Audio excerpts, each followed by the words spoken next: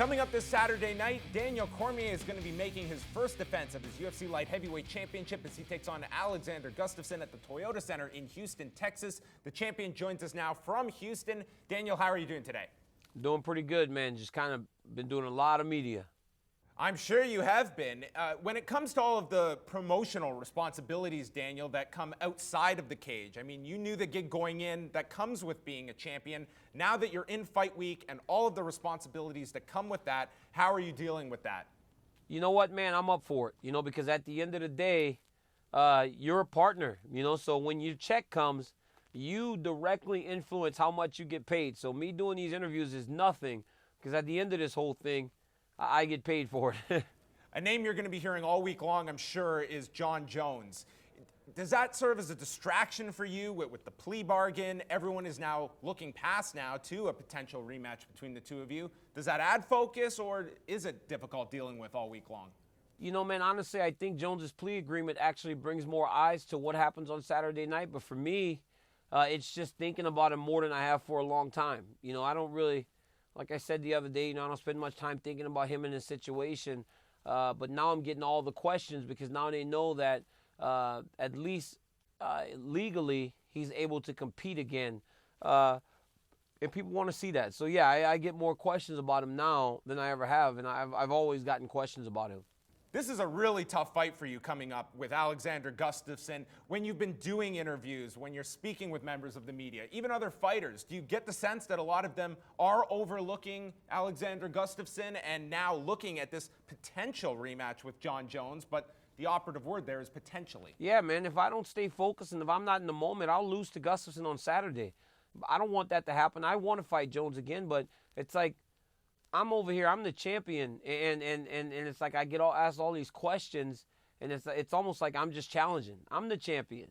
He'll be the challenger. So I need to focus on the guy that's fighting for my title on Saturday night. It's almost as if Jon Jones is playing the role of your man Seth Rollins, where he's got this money in the bank opportunity, and you don't know when he's going to cash in for this title fight. And good thing he can't come in on Saturday night after I get through with Gustafsson, huh? This coming week, it's a very big one for the UFC as a whole. USADA is implementing the ban of IVs. As an analyst in the sport, Daniel, how much of a game changer is this? It's huge, man. I said when USADA came aboard, I said these guys have no idea what they are in store for. I know they've been tested before, but this is at a level that they can't even comprehend.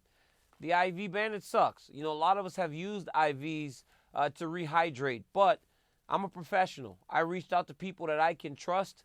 Got a new nutritionist, Dan Leaf. He has come up with a formula that will rehydrate me and give me everything that is in that IV bag orally. It will take more time, but the guy's done the math, man. He's measured my body fat, body mass, my weight, everything, and come up with the solution, probably more to the number than what I would get in that IV bag. I know it's never an easy weight cut for you, but now that you do have a number of cuts down to 205 pounds under your belt, is it getting any easier? Is it manageable? Or is it still a big struggle for you getting down to that weight? It's always tough, but it's getting better. As I said, Dan's been at my house for the last month almost, cooking food and feeding me very healthy food, and the weight has kind of shed off. So this morning I was 218 and a half, and that's the lightest I've been since I fought at 205, outside of when I fought Cummins, and that was because I was afraid I didn't know if I could make the weight, so I got super light. I haven't been 218 on Tuesday in a long time, so I'm very excited about this. Daniel, you're one of the rare fighters that was drug tested as an Olympic athlete, and now under USADA, you're being drug tested here in the new era for the sport. Is it very similar, the drug testing procedures? It is the exact same thing. The fighters are getting tested as if they were going to the Olympic Games. USADA doesn't have 10 different forms of testing. USADA tests you the same. They show up at your house and they test you.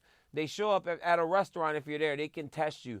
Wherever you're at, USADA can go and test you. Do not cheat. You will get caught. I think it's great. I've done this my entire career. I competed in the Olympic ladder from 2001 until 2008. And I had never had a problem with them showing up to drug test me, and I don't have a problem with it now. So I think it's amazing, John. I think it's an amazing thing. And if these people think they will skirt around these rules, they're in for a big surprise.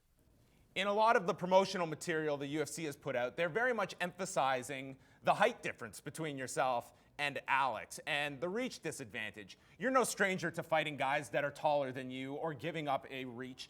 Is it as big a deal as some people make it out to be? I don't even know if they're talking about it as a disadvantage. I think it's just so obvious. How do you ignore it? When we stand next to each other, the guy looks like a giant. He does wear high shoes, though. You know, he's European, and those guys have heels on their shoes when they walk around. You know, Gustafsson has some pretty high heels on those shoes, so it makes him look a little taller than he is. But he is a tall guy. But I'm not worried about the height. I mean, if you told me we were out somewhere and Alexander Gustafsson and I got into an argument and we were supposed to get, and we were going to fight, I would never be afraid of that guy. I would try to beat his ass just like I'm going to do on Saturday night.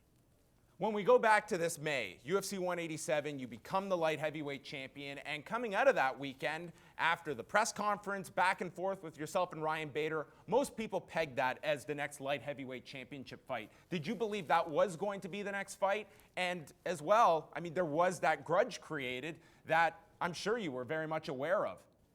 I did initially, but man, they said it was going to be Gustafsson. I was like, good, because people hold Alexander Gustafsson in very high regard for his fight with Jones. So I was like, you know what, man? Yes, hell yeah, that's good. It's going to be Gustafsson. Let's see what happens. But yeah, you know, it seemed like naturally they were going to go with Bader. But again, we don't make these decisions. You know, the UFC does, and they thought Gustafsson was more. I can't really say deserving because of his last fight, but Gustafsson seemed like the better idea. Now in the role of a champion where you are defending the title, a lot of the promotional responsibilities come onto your shoulders. Do you approach a fight like this one with Alex with more of a 360-degree view of what entails being the champion, such as how many people are buying this on pay-per-view, how full is the arena, and all the other aspects to being a champion, as opposed to being the challenger and you're more concerned on just getting a victory? Yeah, you know, because I saw Kane do it. And, you know, Kane doesn't like doing this type of stuff. And I was like, man, that's going to be tough. But I think those experiences of watching him do these have really helped me. You know, he used to always take me to his media appearances.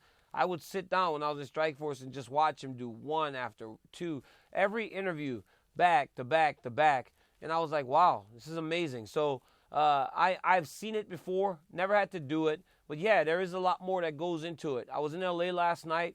I'm here today in Houston doing these satellite interviews. Tomorrow it's more trying to make people watch this fight. But that is my responsibility, and a responsibility that I take on gladly. I wanted to be the champion. I am the champion now, and I'm happy that I have to carry this promotion. All right, final question. I know that you attended WrestleMania this past year. Next year, it's going to be a few short hours from where you are right now in Dallas, Texas. A, is Daniel Cormier going to be attending WrestleMania? And B, if Daniel Cormier is booking things, what is the main event of WrestleMania next year? I'm going to WrestleMania next year.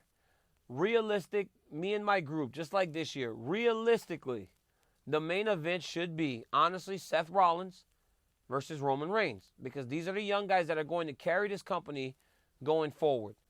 But in reality, because we know that how Vince McMahon runs his ship, the main event's going to be Brock Lesnar and The Rock, because we know, you know, anyone that pays attention knows that he believes in the older stars that they can carry a promotion. They're proven. I don't know if he has enough belief in the young guys yet to let them try and carry such a massive show, but it'll be The Rock. The Rock will be there, and I think he'll fight Brock Lesnar. Rollins will fight Triple H probably. I'm not exactly sure what they'll do with Roman Reigns yet. All right, there you've heard it from the light heavyweight champion, Daniel Cormier.